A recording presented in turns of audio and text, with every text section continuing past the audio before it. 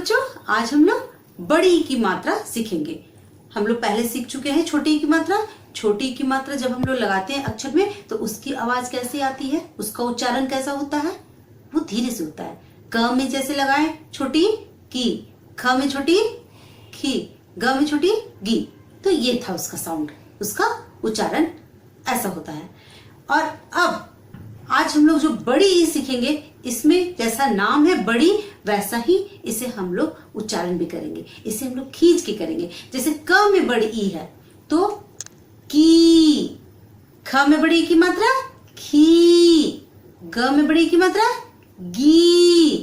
तो अब हम लोग सीखते हैं कि कैसे लगाते हैं और उसको हम लोग कैसे शब्द को पढ़ते हैं। अब देखिए, ये किस चीज का चित्र है? चाबी। आप इसमें क्या क्या पहचानते हैं? आप इसमें च पहचान रहे हैं, आ की मात्रा पहचान रहे हैं, अब ब पहचान रहे हैं, और ये जो है पीछे से जो हमारा सीधी लाइन ऊपर जाके घुमा हुआ है, यही है हमारा बड़ी। बड़ी की मात्रा हमारा है। तो देखिए, इसको हम लोग कैसे बांट के सीखते हैं पढ़ने। ये च,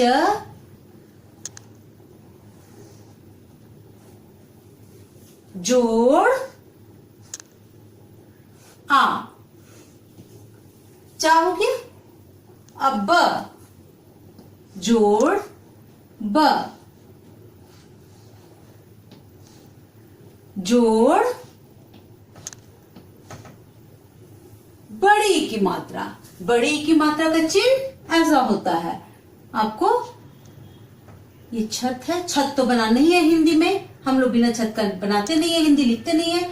अब इसको हम लोग ऊपर से ऐसे गोल घुमाएंगे और सीधी लाइन रखेंगे। ठीक है, ये हुआ। ये लाइन बिल्कुल सीधा होना चाहिए। देखिए, मेरा भी सीधा नहीं है, मैं इसे सीधे कर रही हूं। ये अभ्यास करते करते आपका बिल्कुल ऐसा सीधी लाइन होना चाहिए, टेढ़ी नहीं होनी चाहिए। ऐसा नहीं होना चाहिए कि हम ऐसे घुमा दिए या हम ऐसे कर दिए। इसको हम लोग थोड़ा सा ध्यान से हम लोग ऐसे करेंगे। ठीक है, तो अब हम लोग आगे बढ़ते हैं। इसको च में आ की मात्रा चा, अब ब में बड़ी की मात्रा बी, ब में बड़ी की मात्रा बी, क्या बन गया? चाबी। अब ये क्या है? घड़ी, और यहां क्या लिखा हुआ है? घड़ी।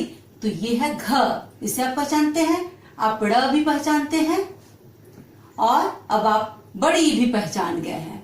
तो घ, ड़ में बड़ी की मात्रा ड़ी, घड़ी। अब इसे हम बांट के देखते हैं। घ, जोड़ ड़, जोड़ बड़ी। ये अक्षर के पीछे से लगता है और छत तो डल नहीं है ना? घड़ी बन गया। ये घड़ी। सीटी, किस चीज का चित्र है ये? सीटी। क्या लिखा हुआ है? स में बड़ी की मात्रा सी, ट में बड़ी की मात्रा टी, सीटी। क्यों? और ये बड़ी की मात्रा इसलिए हम लोग इसको देर से बोल रहे हैं, सी टी। अब लिखेंगे, इसे बांटते हैं। देखिए, स, जोड़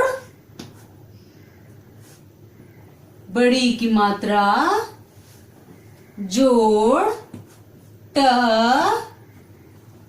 जोड़ बड़ी की मात्रा। तब क्या बना? स जोड़ बड़ी की मात्रा सी, ट जोड़ बड़ी की मात्रा टी, सी टी। इमली, ई, म, ल में बड़ी की मात्रा ली, इमली। ये चित्र किस चीज का है? इमली। देखिए, इसमें ई है, ये किसी अक्षर में नहीं लगा हुआ है, ये स्वतंत्र, ये बिल्कुल अलग है। इसको हम लोग उच्चारण कर रहे हैं ई। ये किसी अक्षर में नहीं लगा हुआ है। ई, म,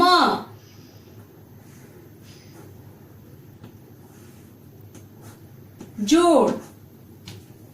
ल में बड़ी की मात्रा ली, ल लिखे, जोड़ बड़ी की मात्रा ली, इमली। ई म इम, ल में बड़ी की मात्रा ली, इमली। बन गया ये हमारा मटकी। ये किस चीज का चित्र है? मटकी। आप इसमें म पहचानते हैं, ट पहचान रहे हैं, अब क में बड़ी की मात्रा की। अब इसे हम कैसे बांटेंगे? म जोड़ ट जोड़ क, जोड़ बड़ी की मात्रा की, मटकी। बन गया हमारा मटकी। पपीता। देखिए इसको कैसे बोल रहे हैं? पपीता। दो बार प आया है, एक बार आया है अकेले प।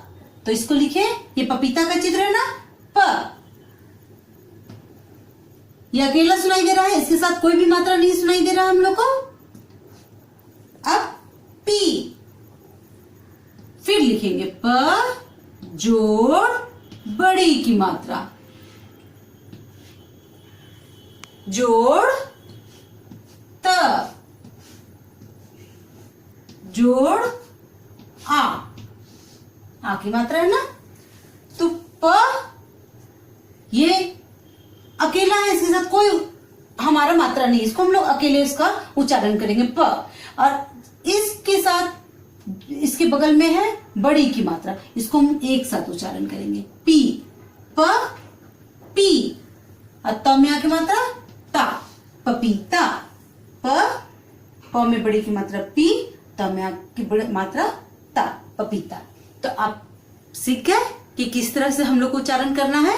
तो बड़ी की मात्रा को जब हम बोलेंगे किसी भी व्यंजन या अक्षर के साथ जब लगता है तो हम लोग कैसे बोलते हैं? उसे खींच के। क में बड़ी की मात्रा की। बच्चों हम लोग मात्रा का, बड़ी की मात्रा का ज्ञान प्राप्त कर लिए और हम लोग को कैसे लगाना है अक्षर में यह भी सीख लिए, उच्चारण भी सीख लिए। अब हम लोग एक बहुत जरूरी चीज सीखने जा रहे हैं कि मात्रा को हर अक्षर में किस तरह से लगाया जाता है, बड़ी की मात्रा को। अब जैसे मैं यहाँ पे देखिए क है, तो क में हम लोग बड़ी की मात्रा कैसे लगाएंगे, ये लगाना बहुत जरूरी है। ये क का जो यहाँ पर सीधी लाइन है, ये सीधी लाइन से हम लोग ऊपर एक थोड़ा सा लाइन ऊपर करेंगे और गोल बना के बगल में लाएंगे जो कि क में टच ना करे और बिल्कुल सीधी लाइन खींच देंगे। ख के फिर सीधी लाइन से ही टच करके निकालेंगे, लाइन सीधी होनी चाहिए।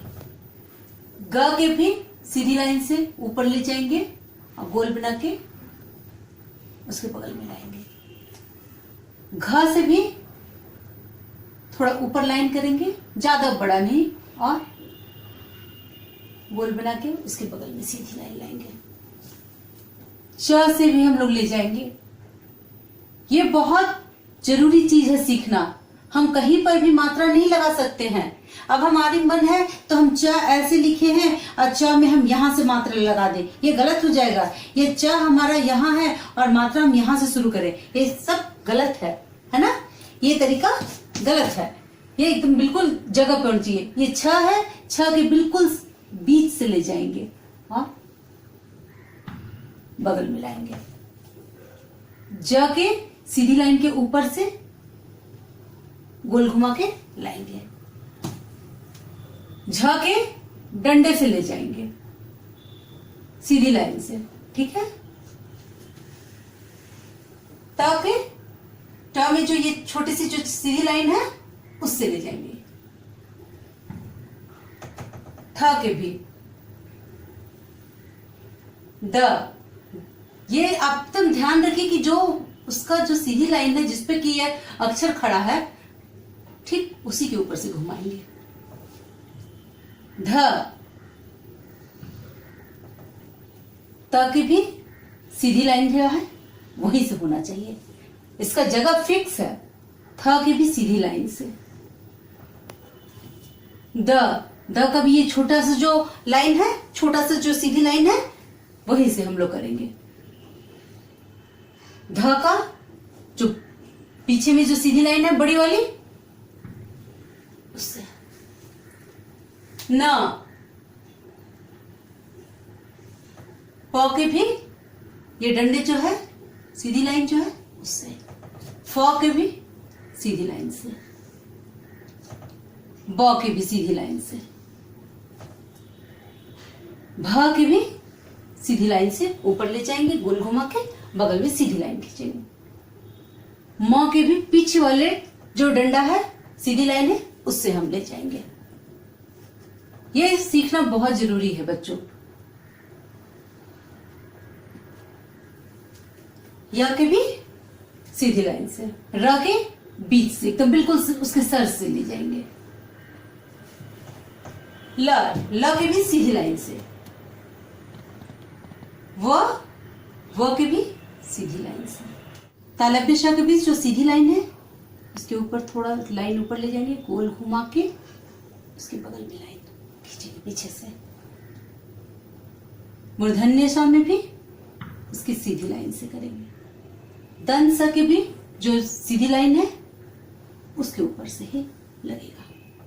ह है, ह की जो ह जिस पे खड़ा है, ये छोटी सी लाइन है, छोटी सी सीधी लाइन है, उससे ही हम निकालेंगे। तो यह सीखना बहुत जरूरी है कि मात्रा हम पर उच्चारण के साथ ये जानना जरूरी है कि हम अक्षर में, व्यंजन में किस तरह से मात्रा को कहां पर लगाते हैं। कहीं पर भी हमारा नहीं हम घुमा के लगा सकते हैं। ठीक है ना? बाय।